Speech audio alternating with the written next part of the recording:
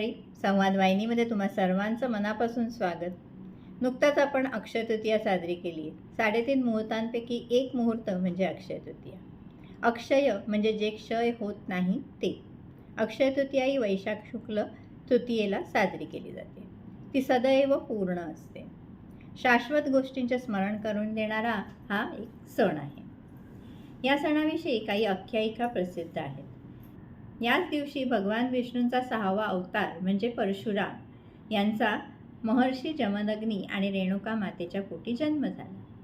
भगवान परशुराम हे भारताच्या इतिहासातील अद्वितीय महापुरुषाचे प्रतीक आहेत, ज्यांच्यामध्ये शास्त्र आणि शस्त्र या दोघांचा अपूर्व संगम आढळतो.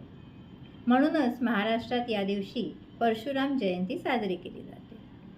आणखी एक आख्यायिका म्हणजे पांडवांच्या वनवासाच्या काळातली. पांडव जेव्हा वनवासात होते तेव्हा सूर्यदेवाने युधिष्ठिराला अक्षय पात्र दिले होते. या अक्षय पात्रातील भोजन जे आहे ते जोपर्यंत द्रौपदी जेवत नाही तोपर्यंत त्या दिवशी संपत नसे. आता हे कळल्यावर दुर्योधनाच्या मनात कपट आले आणि त्याने दुर्वास ऋषींना त्यांच्या 1000 शिष्यांसह पांडवांच्या आश्रमात जाण्यास प्रवृत्त केले. दुर्वास ऋषींनी भोजनाची इच्छा व्यक्त केली आणि त्या दिवशी मात्र द्रौपदीचं जेवण झालं होतं.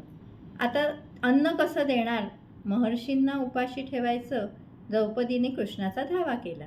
कृष्णाने विचारलं की अन्न काही शिल्लक आहे का त्या पात्रामध्ये? तेव्हा द्रौपदीला त्या पात्राला चिकटलेला भाताचा एक कण दिसला. कृष्णाने तो भात ग्रहण केला आणि चमत्कार झाला. असा चमत्कार झाला की नदीवर गेलेले दुर्वास ऋषी आणि त्यांचे ते 1000 शिष्य होते त्या सर्वांना एकदम पोट भरलं असं वाटायला लागलं आणि आत्ताच आपण जेवलोय आणि तृप्त झालो आहे असं त्यांना वाटू लागलं. तोही दिवस जो होता तो अक्षय तृतीयेचा होता. अजून दुसरी एक आख्यायिका सांगितली जाते, ती कैलास पर्वतावर भगवान शिव आणि माता पार्वती यांच्यामधली. भगवान शंकर आणि माता पार्वती यांच्या संवादामध्ये एकदा वाद निर्माण झाला. तो असा की माया आणि सत्य या बाबतीत वाद निर्माण झाला. भगवान शंकर म्हणत होते की हे सर्व जग जे आहे ते माया आहे आणि अन्न हे देखील या मायेचाच भाग आहे. पार्वती मातेला काही हे पटेना. ती म्हणाली, जर अन्न हे सुद्धा माया आहे तर हे जग सर्व जे आहे ते मायेवरच चालते आहे का? तेव्हा ती काहीतरी ठरवून अदृश्य झाली.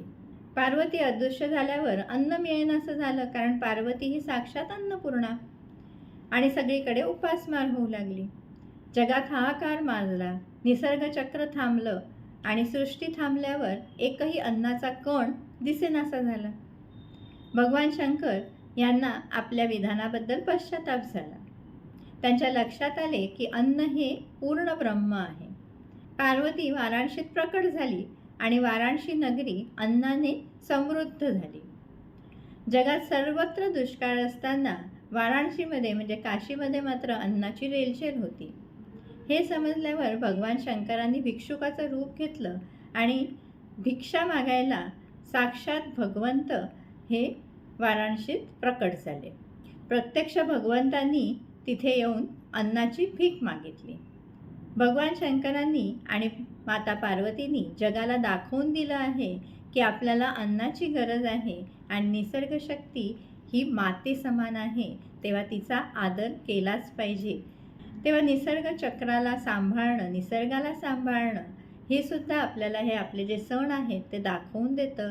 आपले वेगवेगळे सण जे आहेत त्याच्यामागे काही आख्यायिका असतात, काही परंपरा असतात, त्याच्यात आपल्याला शिकवण दिलेली असते. ती शिकवण जाणून घेऊन जर आपण हे सण साजरे केले आणि आपल्या पुढच्या पिढीपर्यंत त्यातली शिकवण पोहोचवली तर त्या सणाला साजरे करण्यातला आनंद द्विगुणित होतो.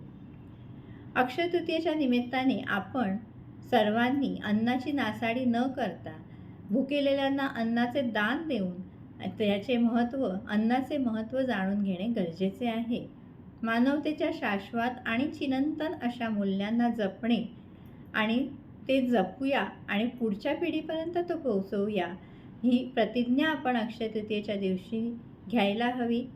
निसर्ग चक्रामध्ये काहीही लुडबुड न करता ते निसर्गचक्र पुढे चालू राहावं यासाठी सुद्धा अविरत प्रयत्न आपल्याला करायला हवे. अशाच वेगवेगळ्या सणांच्या परंपरा ज्या आहेत आपल्या, त्याबद्दल अधिक खोलात जाणून घेऊन आपण आपले सण साजरे करत राहूया आणि आपला आनंद द्विगुणित करूया. मंडळी, थोडासा प्रयत्न केला आहे अक्षय तृतीयेबद्दल माहिती देण्याचा. तुम्हाला ही कशी वाटली नक्की कळवा. आवडली असेल तर लाईक करा, शेअर करा आणि चॅनल सबस्क्राईब केलं नसेल तर नक्की सबस्क्राईब करा ही विनंती. भेटूया पुढच्या भागामध्ये नवीन विषयासह. तोपर्यंत नमस्कार.